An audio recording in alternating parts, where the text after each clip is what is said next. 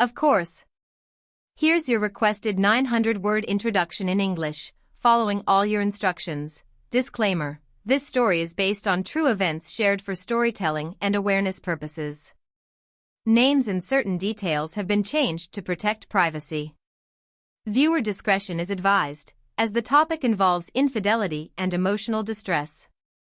I used to believe that some people were simply incapable of cheating. That if someone looked you straight in the eyes, swore on everything sacred, and promised they'd never betray you, that somehow that vow was made of steel. I guess that's what makes betrayal hurt the most, the fact that you never see it coming. And even when the signs are there, waving like red flags in a storm, your heart refuses to look because love is blinding. My name is Tara, and I'm 32 years old. For the past 6 years, I thought I'd been living a pretty ordinary life. I worked as a freelance graphic designer from home, kept a small circle of friends, and loved my quiet routines.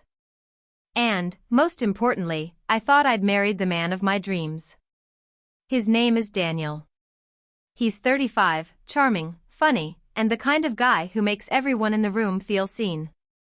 He's the man who used to leave me little love notes in my purse.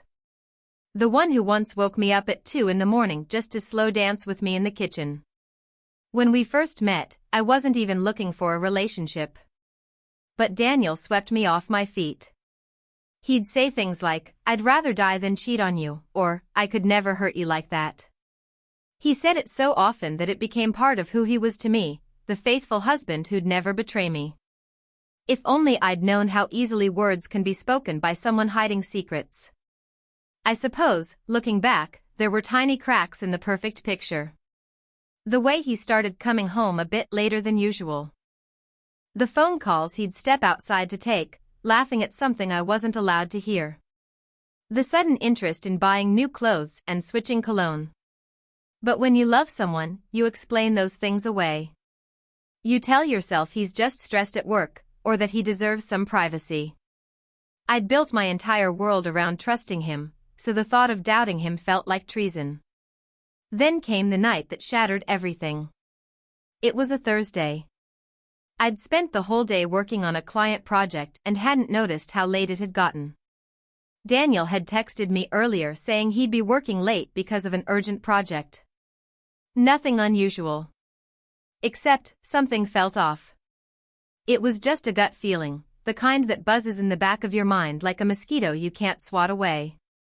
I tried to ignore it at first. I kept telling myself I was being paranoid. But the longer I sat in the quiet house, the more I couldn't shake this restless energy building in my chest. So I did something I'd never done before.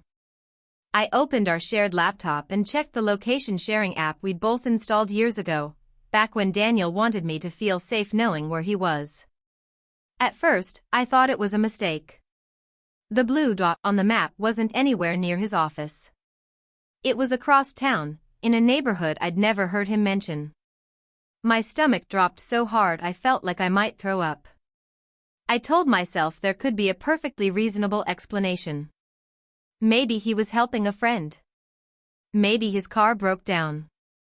But deep down, I knew. I sat there for another 10 minutes, staring at that, my heart racing. And then, like something took over me, I grabbed my keys and got in the car. I kept repeating to myself, "It's nothing. You'll feel silly when this is over." But the closer I got, the more I felt like my whole body was shaking. When I turned down the street where the dot was located, my headlights swept across parked cars, houses with lights glowing inside, silhouettes moving behind curtains. And then I saw Daniel's car. Parked right outside a little townhouse with pale blue shutters. It felt like all the air had been sucked out of the car. I couldn't breathe. My hands were gripping the steering wheel so hard they hurt. I almost turned around and went home. Part of me wanted to pretend none of it was happening. But something stronger pushed me forward. I needed to know the truth, no matter how much it was going to destroy me. I parked 2 houses down and sat there for what felt like forever. Eventually, I saw the front door of the townhouse open. A woman stepped outside first. She was tall, with dark hair falling around her shoulders, wearing a tight dress that shimmered under the porch light. She was laughing. And then, right behind her, stepped out Daniel. He wasn't looking serious or worried like a man having a late-night work meeting. He was smiling, eyes locked on hers, like she was the only person in the world. And then, he leaned down and kissed her. Right there. Out in the open. He kissed her like he used to kiss me when we were falling in love. I felt like the ground split open beneath me. My ears were ringing so loud I could barely hear anything. Part of me wanted to scream his name, to storm over and drag him away. Another part of me wanted to disappear, as if vanishing into thin air could erase what I'd just seen. And in that single moment, everything I thought I knew about my husband, my marriage, and my life shattered into 1,000 tiny pieces. But that was only the beginning. Because what I discovered next made me realize that Daniel's betrayal went far deeper than a simple affair, and I was about to find myself tangled in secrets I never could have imagined. Of course. Here's the next 800 words continuing seamlessly from the introduction, following all your instructions. I don't even remember driving home that night. My mind was spinning so wildly that the world outside the windshield became a blur of streetlights and shadows. By the time I pulled into our driveway, my hands were trembling so badly I could barely turn off the ignition. I sat there in the darkness, staring at the empty passenger seat where Daniel should have been, trying to piece together how my life had unraveled so quickly. Inside the house, everything looked exactly the same. The pictures of us on the hallway wall. The blanket draped over the couch that still smelled faintly of his cologne.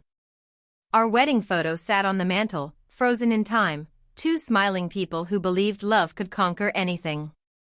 I felt sick just looking at it. I wanted to smash the frame into pieces, but I couldn't move.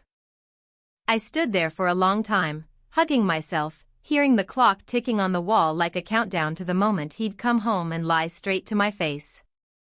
Around midnight, I heard the sound of his car in the driveway.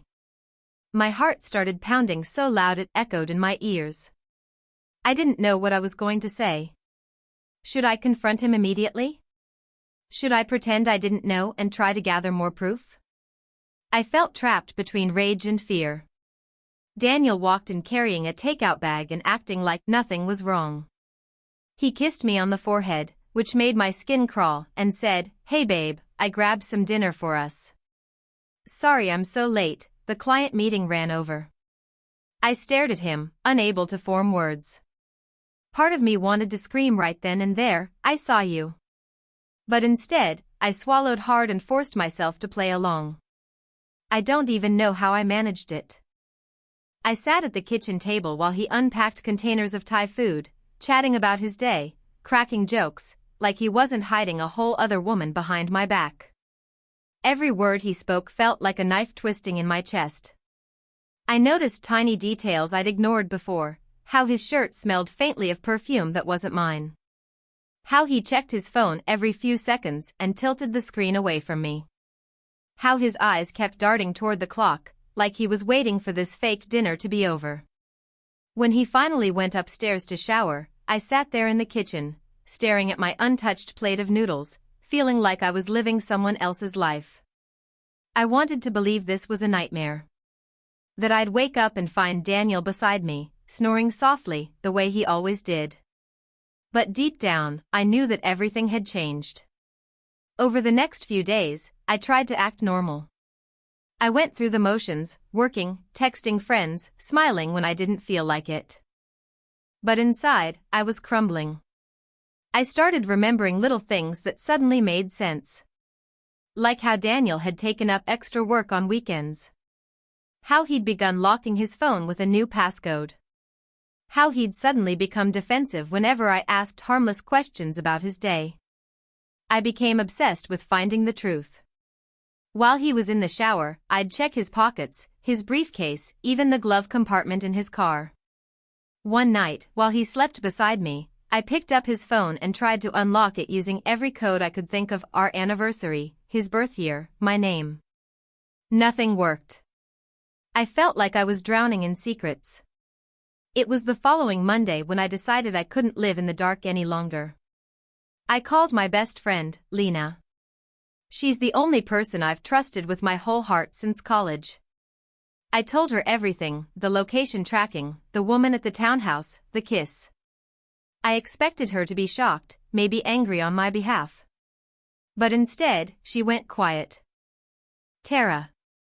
I don't know how to tell you this, she said. But I've seen Daniel in that part of town before. More than once. Her words hit me like a slap. Why didn't you tell me? I demanded, my voice shaking.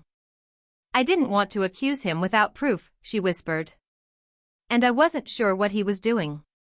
I thought maybe I was imagining things. Suddenly, I felt like the entire world had been conspiring to keep me in the dark. If Lena had seen him there, how many other people knew? How long had this been going on? That night, I decided I had to see the townhouse again. I needed answers. So I drove back there, my hands sweating on the steering wheel. The neighborhood looked quiet, the houses lined up neatly like soldiers hiding secrets behind closed doors. I parked across the street and waited. Around 9:30, the porch light flicked on. The same woman stepped outside, this time wearing leggings and an oversized sweater, carrying a trash bag to the curb. She looked so casual, so comfortable, like she belonged there. And the worst part was, she looked happy. I ducked down in my seat, my heart slamming against my ribs. A few minutes later, I saw Daniel's car pull up. He got out and hurried up the walkway, glancing around as if checking to make sure no one was watching. When she opened the door, he stepped inside without hesitation, like it was the most natural thing in the world. I sat there for nearly an hour, staring at the door, every nerve in my body on fire. Questions circled in my mind, relentless and cruel. Who was this woman? How long had he been living this double life? Was he in love with her, or was I the one he was planning to leave behind? My whole reality felt fragile, as though one more truth might shatter it completely. But even then, I knew I couldn't look away. I needed to know the whole story, no matter how much it hurt. Because the truth was, Daniel wasn't just hiding an affair. There was something else, a secret so big, I would never have believed it if I hadn't discovered it with my own eyes. And in the days that followed, the real nightmare began unfolding, piece by piece, until I realized my husband was a man I didn't even know at all. Of course. Here's the next 650 words continuing your story seamlessly, following all your instructions. The next morning, I woke up feeling like I'd barely slept at all. I kept replaying the images in my head, Daniel stepping into that townhouse, the woman smiling as she opened the door, how natural and familiar it all seemed. It was like my memories were at war with each other, the man I'd loved for years versus the stranger I'd watched sneaking around behind my back. Daniel acted normal over breakfast, asking if I wanted coffee, talking about the weather, and mentioning a new client he was meeting later. I nodded along, pretending to listen, but my mind was spinning. I kept wondering if he'd spent the night at that woman's house, then come home to act like a devoted husband. The thought made me feel physically ill. I decided I needed to know who she was. If I could find out her name, maybe I'd understand why he was risking everything for her. So while Daniel was in the shower, I grabbed his briefcase from the kitchen table. I flipped through receipts, business cards, scraps of paper, anything that might give me a clue. My hands were shaking so badly that I almost dropped the entire thing on the floor when I found a crumpled receipt from a boutique I'd never heard of. It was in the same neighborhood as the townhouse. On the back, written in a woman's handwriting, was a phone number and the name Maya. Seeing her name made it all feel terrifyingly real. Maya. She wasn't just some random fling. She was a person, with a name, a life, a connection to Daniel strong enough that she was leaving him notes. I didn't know what to do with the information, so I called Lena again. She answered in a whisper, like she already knew I was calling with bad news. I told her everything, the receipt, the name, the townhouse visits. She let out a shaky breath and said, "Tara, you have to be careful. What if there's more going on than just an affair?" Her words gave me a chill I couldn't shake. I started wondering if Maya knew about me. Did she know Daniel was married? Or was she living her own version of my life, believing his lies, thinking she was the only woman in his world? That afternoon, I couldn't help myself. I drove back to the boutique listed on the receipt. I parked out front and watched through the window as customers browsed colorful dresses and sparkly jewelry.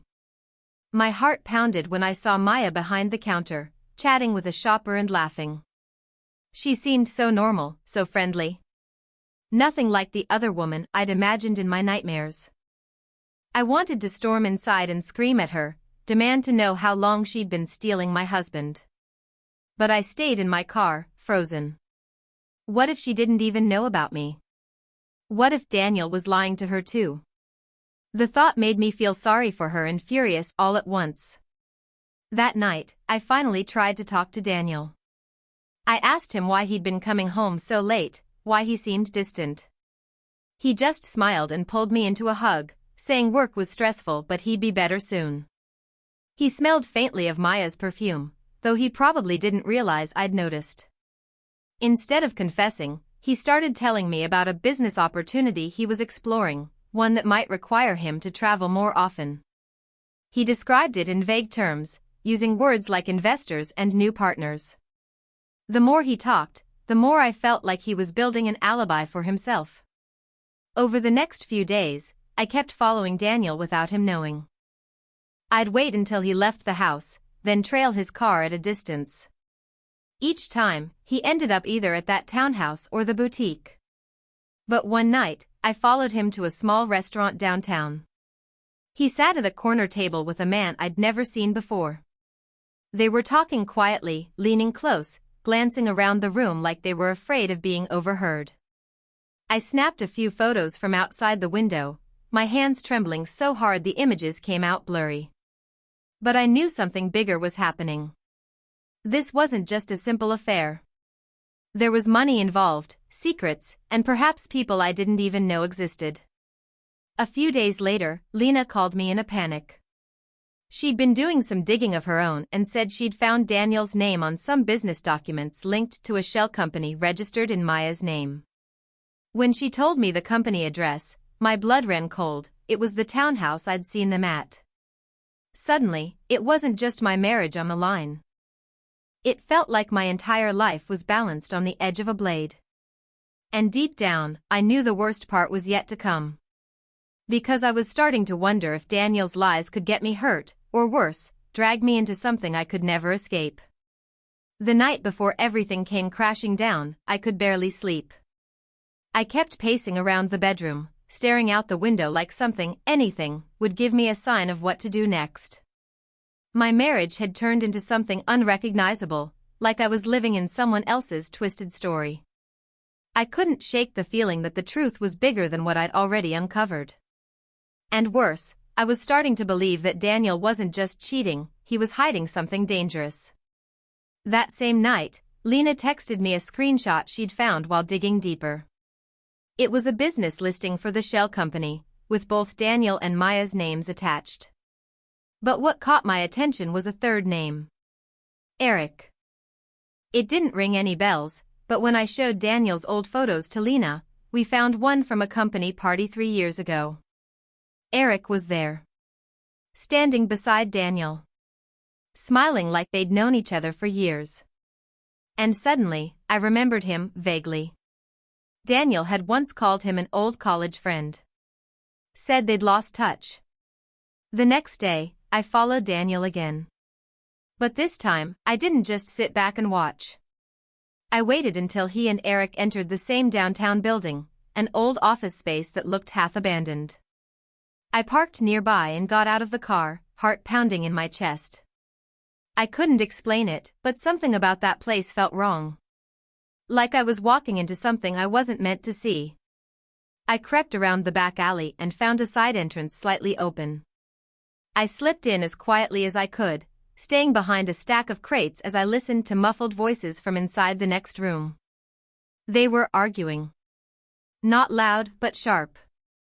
Tense. I heard Daniel's voice say something about keeping things quiet and she's getting too close. My blood ran cold. I didn't know if he was talking about me or Maya. Either way, he knew someone was watching him. My heart pounded so hard I thought it would give me away. Then Eric snapped back, something about money being traced and how Maya wasn't playing smart anymore. I couldn't believe what I was hearing. This wasn't just cheating, it was something darker. Fraud? Blackmail? I didn't know yet, but I was in too deep to back out. Suddenly, the door creaked open and footsteps came toward the hallway. I panicked and ducked behind the crates, holding my breath, praying they wouldn't see me. In that moment, I realized I had only seconds to decide: run and stay safe, or stay and finally uncover everything. I held my breath, frozen behind those crates, as the footsteps drew closer. My pulse was thundering in my ears so loudly that I was sure they'd hear it. Just as I thought Daniel or Eric would discover me, the footsteps stopped. I could hear them talking again, voices low and urgent. That's when I heard something that made my stomach twist into knots. Eric said, "If she talks, it's not just the money on the line. It's the shipments. You know what's inside those containers. You want her to go to the police and blow this up? Shipments? Containers?" My mind was spinning. This wasn't just some shady business deal or an affair. Whatever Daniel was involved in, it sounded dangerous and illegal. My legs felt weak under me. Part of me wanted to burst out and confront him right there, demand answers. But instinct told me to stay hidden. Then Daniel's voice came clearer than ever. "I'm handling Tara. She suspects the affair, but she doesn't know about the rest. As long as she stays out of this, we're fine." My whole body went ice cold. He was talking about me. Handling me. Like I was just another problem to keep quiet. But before I could process the betrayal flooding through my veins, Eric dropped another bomb. "You better be sure, because Maya's already threatening to tell her. She's saying she's tired of being your secret, and if she talks, she'll drag Tara into it." In that single moment, everything shifted. Maya wasn't just some other woman caught in Daniel's lies. She was trying to reach me. Maybe she was in danger herself. Maybe she'd been forced into this whole thing.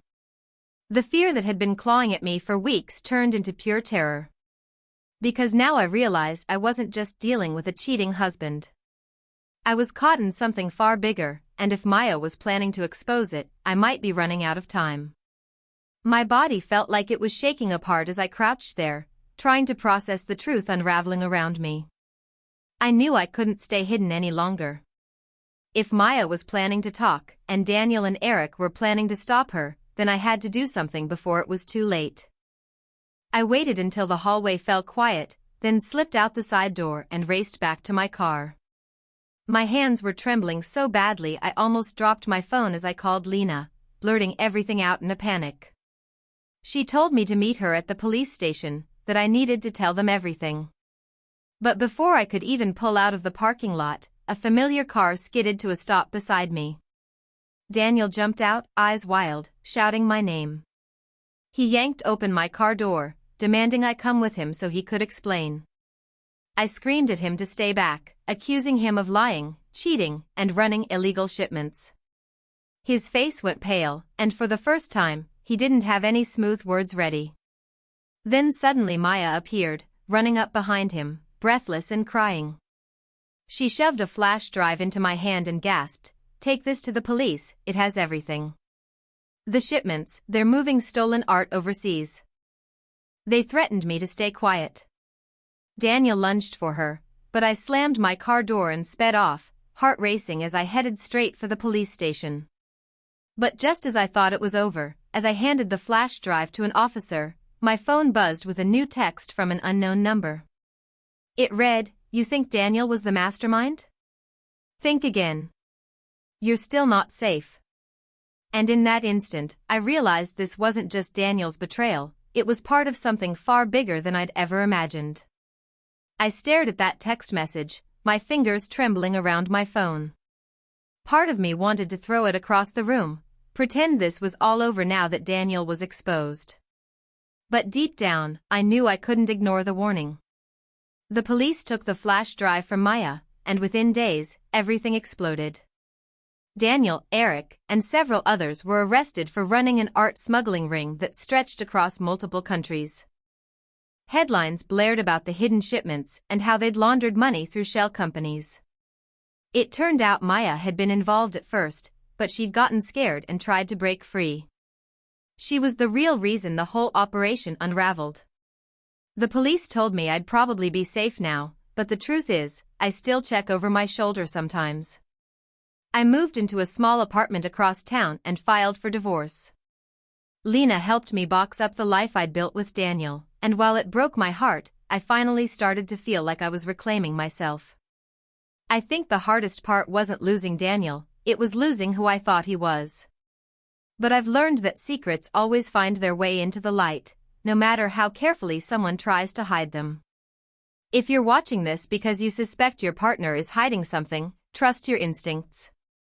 Love shouldn't come with lies, hidden phones, or locked briefcases. I never imagined I'd be the woman who caught her husband red-handed. But sometimes, the truth saves your life, even when it shatters your heart.